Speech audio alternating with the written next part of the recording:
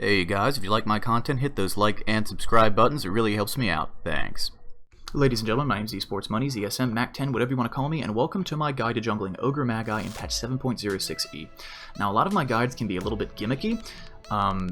This is not a gimmicky guide in my opinion, because of the fact that this hero gets pretty good farm in the jungle. He's incredibly good at jungling, surprisingly, and the items that you get are items that are useful to you when you're like for the whole game. Like you kind of want them anyway, even if you weren't a jungler, except maybe Iron Talon, but again, it helps you farm in the jungle if you have downtime in the mid game and the late game. And your skill build is exactly what I would want to have on Ogre in the lane. So, at least in terms of where you'll be by level 4 and on.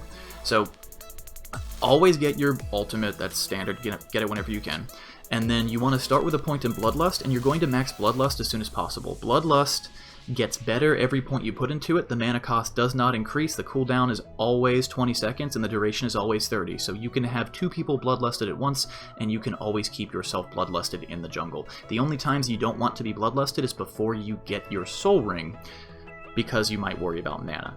But in general, you're going to be bloodlusted 90% of the time, and then once you have soul ring, you're going to be bloodlusted 100% of the time. So starting items are going to be, of course, Iron Talon and Tango, and then you're going to get a Stout Shield, and you're going to start building towards your Soul Ring.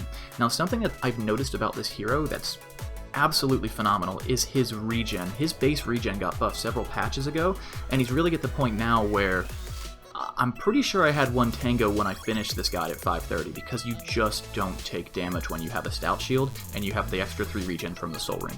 It's incredible how much it all adds up. So, again, keep yourself bloodlusted. In terms of your next item, you're going to obviously need brown boots, and then I like to get a windlace because I don't want to upgrade my brown boots immediately. The purpose of upgrading my brown boots would be to get mana boots, which is nice, helps me with mana, helps my team, but it's relatively expensive, and it builds into a pair of Guardian Greaves. And Guardian Greaves is a great item, but you have serious mana issues, and when you have that mech and can't afford the Guardian Greaves yet, which could be a long time because you're kind of a supporty hero, you're not farm priority, you have a period where you're going to have issues using the mech because you won't have enough mana.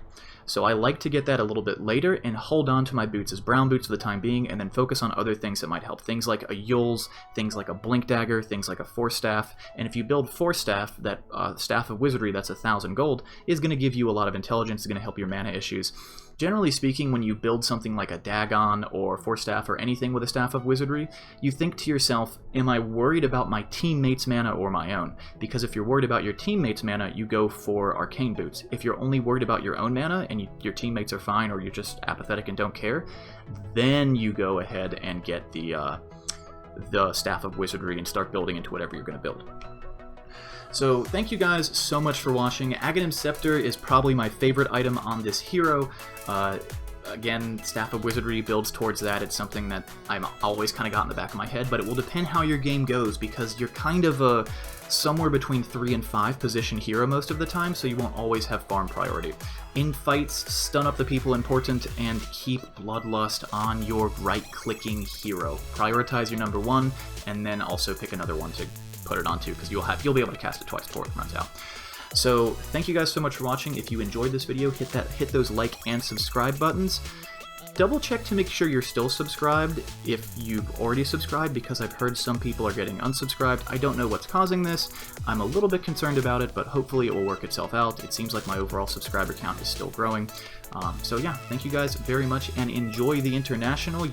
Look forward to seeing more guides from me with a focus on the heroes that are really dominant at TI right now. See ya!